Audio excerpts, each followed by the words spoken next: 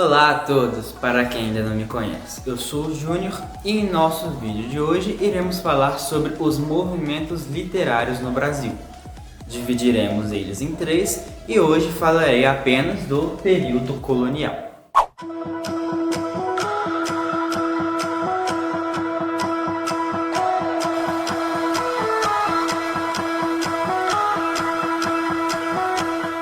O primeiro deles é o quientismo, que trata de aproximadamente 1500 a 1601. Ele está inserido no contexto de descobrimento do Brasil. Descobrimento entre aspas, porque aqui já haviam povos indígenas. Mas como esses povos indígenas chegaram aqui se a América é um continente separado dos demais? Bem, provavelmente eles atravessaram o Estreito de Bering quando ele ainda ligava a América à Ásia. Vou deixar um link falando mais sobre isso na descrição do vídeo, mas basicamente essa hipótese aponta que seres humanos atravessaram esse estreito, alguns se mantiveram no que hoje é a América do Norte e outros foram para a América Central e do Sul, que obviamente na época ainda não era a América Central e do Sul, é assim que nós chamamos hoje em dia, mas esses povos se instalaram por esse continente todo e eles deram origem aos indígenas. Esse quientismo é basicamente uma literatura de valor informacional e formacional. Informacional porque ele descrevia, as pessoas que vinham para cá e escreviam, descreviam a nova terra, a Europa.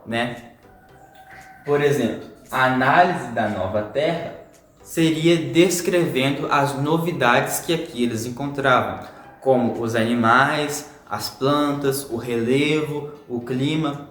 Pense que um europeu dessa época, ele não conhecia, por exemplo, um lobo-guará, um mico-leão dourado, um boto cor-de-rosa. Então, para eles, esses novos organismos eram novidade. Então, eles descrevem essas belezas naturais que eles não conheciam para a terra natal deles. É provável que alguma dessas criaturas novas tenham parecido para eles tão fantásticas, mas tão fantásticas, que eles tenham criado histórias a partir delas. É o caso, por exemplo, dos fósseis de dinossauros, que provavelmente inspiraram o mito dos gigantes, dos dragões, que são criaturas que nós sabemos hoje que nunca existiram, mas que, como as pessoas não tinham conhecimento disso, atribuíam a seres sobrenaturais ou fantásticos. Também vou deixar um vídeo falando sobre isso na descrição. Desse podemos citar Pero Vaz de Caminha, que é o primeiro texto literário do Brasil, Porque os indígenas, eles não trabalhavam muito com escrita, eles passavam suas tradições, suas culturas, tudo basicamente através da oralidade, da fala. Então, o primeiro texto escrito no Brasil foi por ele. E este texto é justamente ele falando das belezas naturais e do encontro que tiveram com os indígenas. Bem, agora eu vou ler um trecho dessa carta. Pardos, nus, sem coisa alguma que lhes cobrissem suas vergonhas, traziam arcos nas mãos e suas setas. Setas seriam flechas. Vinham todos rijamente em direção ao batel, e Nicolau Coelho lhes fez sinal que pousassem seus arcos e eles os depuseram. A feição deles é serem pardos, um tanto avermelhados, de bons rostos e bons narizes, bem feitos. Andam nus, sem cobertura alguma. Nem fazem mais caso de encobrir ou deixar de cobrir suas vergonhas do que mostrar a cara. Acerca disso, são de grande inocência.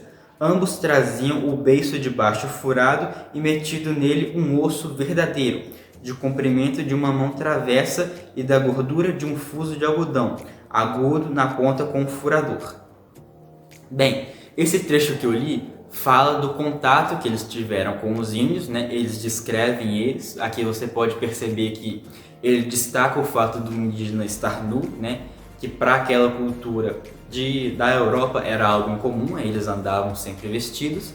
Então ele olha ali o indígena com uma certa estranheza, Ele analisa um pouco o comportamento deles, que eles traziam arcos e setas, fala um pouco sobre as características físicas deles, o nariz, os lábios, a cor da pele. Então Essa carta de Pero Vaz de Caminha, eu recomendo que você, depois que tiver um tempo, leia, né? Nem que não esteja estudando isso só por curiosidade mesmo, né? Porque é o primeiro texto literário do Brasil. Algumas palavras caíram em desuso de lá para cá, você pode ter uma certa dificuldade, mas eu recomendo que você leia, né? É essa carta onde ele descreve o contato com os indígenas. Bem, estes textos, eles têm justamente um grande valor histórico, porque como nós não estávamos lá no período de descobrimento, são eles que nos permitem ter uma vaga noção de como foi esse contato, como eram os indígenas antes dos europeus chegarem, como eles viviam e tal.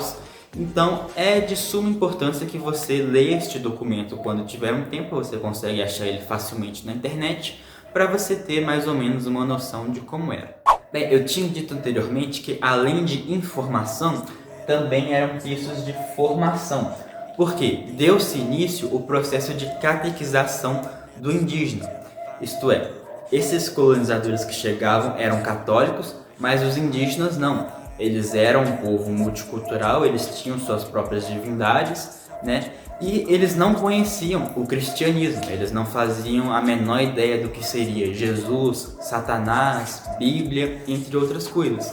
Então, vieram assim os primeiros catequizadores dos indígenas, que iriam ensinar para eles a religião cristã, né? Iriam ensinar para eles o catolicismo.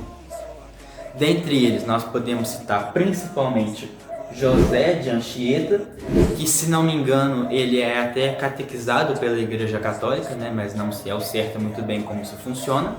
E ele fez muitos teatros, né? Que ele percebeu que o indígena entendia mais quando era algo oralmente e gestual. Então ele fazia esses teatros para apresentar os personagens da mitologia cristã, né? Para fazer com que o indígena entendesse mais ou menos o que ele deveria seguir ou não. Também escreveu muitos poemas e tentou se esforçar para aprender a linguagem daqueles indivíduos, para que assim fosse mais fácil espalhar o catolicismo para eles, né?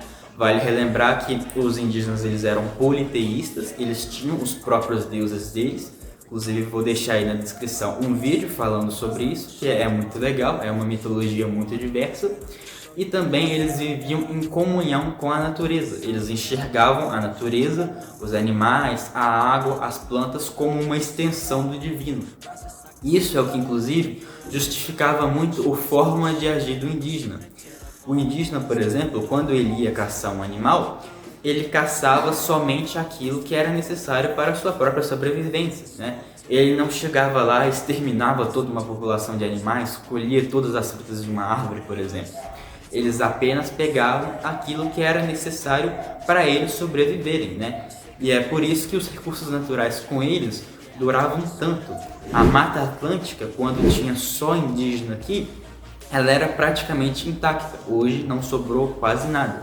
Eles viviam em comunhão com a natureza, tinham esse respeito muito grande por ela, porque enxergavam os animais, as plantas, como sendo uma extensão do divino. Encerrando este período do quinhentismo, iremos falar agora do período barroco. Ele se estende aproximadamente de 1601 a 1668 e está no contexto da Contra-Reforma. Bem, antes disso, a Igreja Católica ela tinha muito poder. Porém, por causa da influência dos iluministas, dos pensadores, ela começou a perder um pouco essa influência. Ou seja, a ciência começou a tomar um pouco de poder. Antes disso, tínhamos o teocentrismo. Teo significa Deus, centrismo, centro. Ou seja, o teocentrismo é Deus no centro.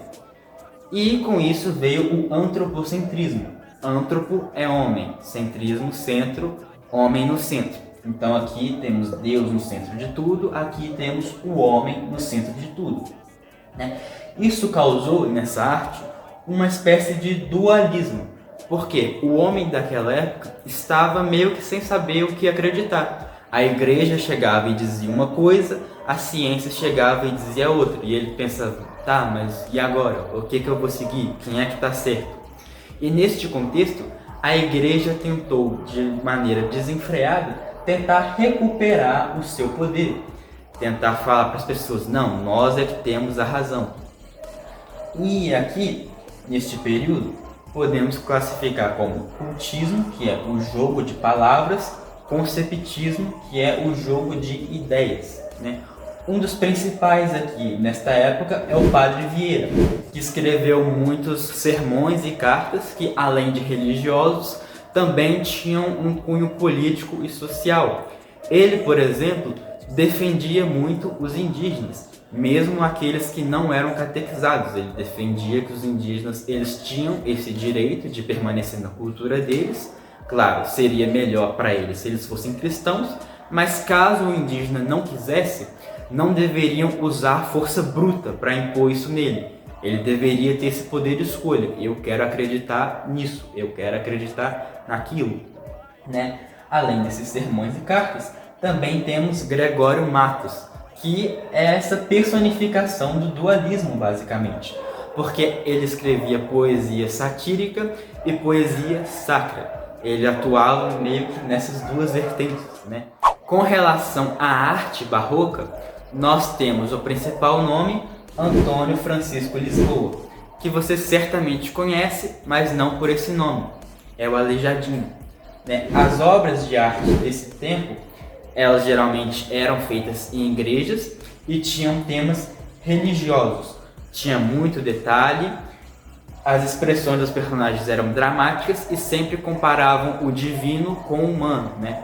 Colocavam aquelas esculturas, você já deve ter visto alguma do Aleijadinho, que ele trabalhava muito com a imagem de Jesus Cristo, com santos, ele trabalhava muito nas igrejas, usava muito ouro.